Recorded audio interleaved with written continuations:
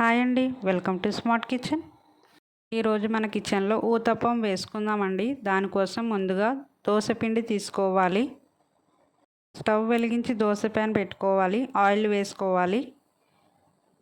దోశ అయితే పలసగా వేయకూడదండి, కొంచెం థిక్గానే వేసుకోవాలి. ఉదయం హడావిడి లేకుండా సింపుల్గా ఈ టిఫిన్ అయితే రెడీ అయిపోతుందండి.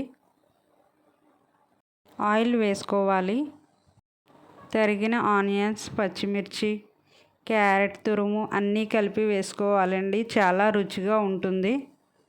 దోశ ఇలా కలర్ఫుల్గా ఉంటే పిల్లలు కూడా చాలా ఇష్టంగా తింటారండి.